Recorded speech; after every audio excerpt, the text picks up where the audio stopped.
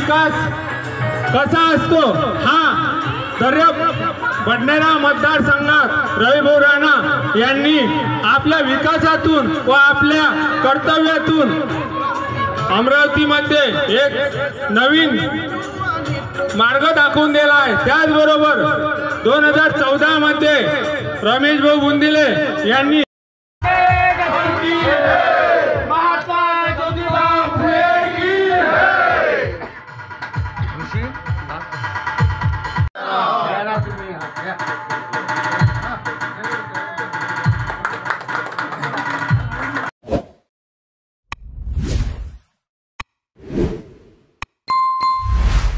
भारत माता की छत्रपति शिवाजी महाराज की छत्रपति शिवाजी महाराज की भारत रत्न डॉक्टर बाबासाहेब आंबेडकरांचा भारत रत्न डॉक्टर बाबासाहेब आंबेडकरांचा आज या ठिकाणी खल्लार दर्यापूर मतदारसंघाच्या विकासाची लढाई आहे।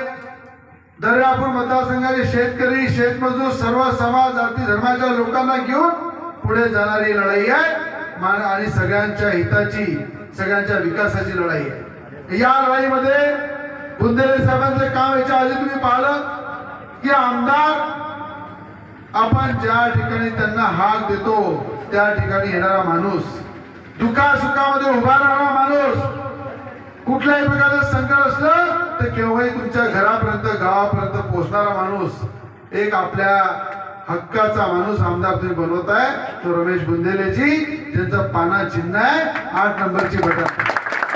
आणि भाजपचे सगळे कार्यकर्ते, वायएसपीचे कार्यकर्ते, आरपीआयचे कार्यकर्ते, मी सगळ्यांना हात जोडून विनंती करतो की ही लढाई सगळ्यांनी जर हातात घेतली, सगळ्यांनी जोमाने जर ताकदीने लढली तर मी तुम्हाला सांगतो बुंदेले साहेबांचा सगळ्यात जास्त मतांनी विजय होईल। हे काळ्या जगावरची पांढरी दिली। आता या ठिकाणी देवेंद्र फडणवीस साहेबांची सभा झाली, त्या ठिकाणी पाना चिन्हाचा त्यांनी प्रचार केला।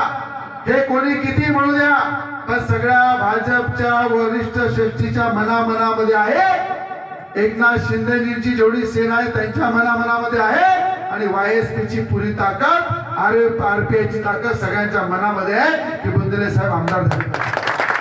म्हणून कोणी भ्रमामध्ये राहू नका। अरे आताच मी राज्याचे उपमुख्यमंत्री देवेंद्र फडणवीस यांनी माझ्यासाठी सभा घेतली, त्या ठिकाणी पाना चिन्हाचा प्रचार केला। अरे तोही पानासारखा आहे आणि हाही पानासारखा,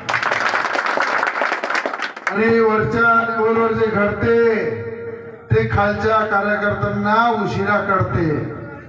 पण तुम्ही कळलेलं आहे तुम्हाला काकांना, प्रभारा काका तुम्हाला माहित आहे की सगळं समीकरण काय आहे की आपल्याला महायुतीची जागा वेस्ट गेलेली पाहिजे, हा मतदारसंघ पोरका झाला नाही पाहिजे, या मतदारसंघातला कार्यकर्ता पोरका झाला नाही पाहिजे।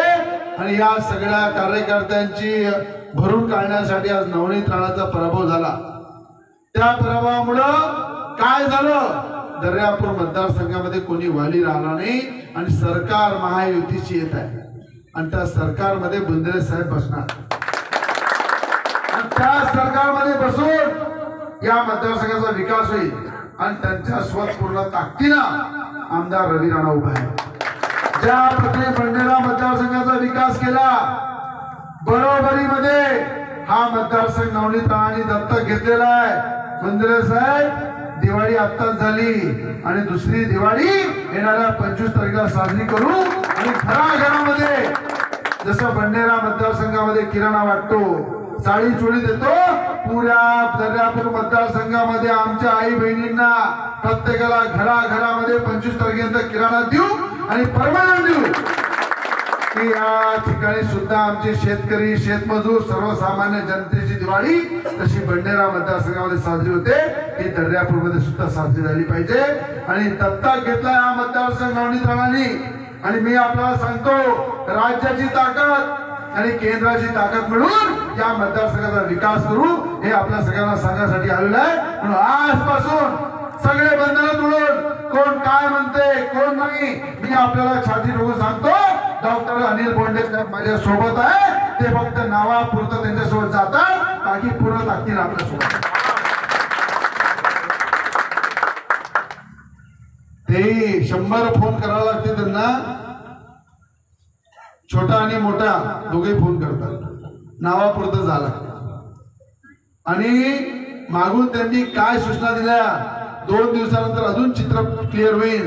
जे आज त्यांच्यासोबत फिरत आहे 2 दिवसानंतर बुंदिले साहेबांसोबत. असे अनेक काय कार्यकर्ते, काँग्रेसचे कार्यकर्ते आहे, शिवसेनेचे आहे, RPIचे आहे, ज्यांना असं वाटतंय बुंदिले साहेब आमदार झाले पाहिजे. आणि कशासाठी? जातीपातीच्या पलीकडे जाऊन या मतदारसंघाचा विकास झाला पाहिजे.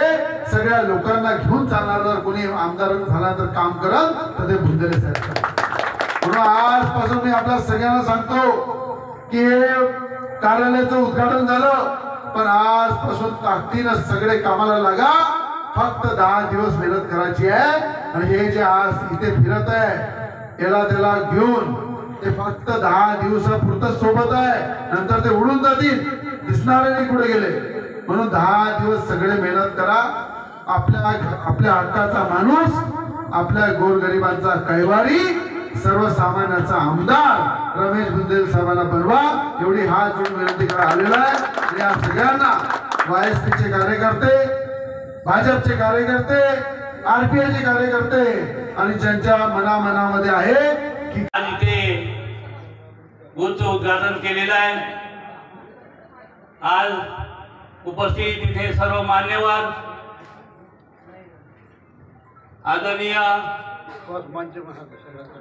आदरणीय मंच, उपस्थित सर्व या परिसरातील जनता, ज्येष्ठ श्रेष्ठ सर्व युवक वर्ग,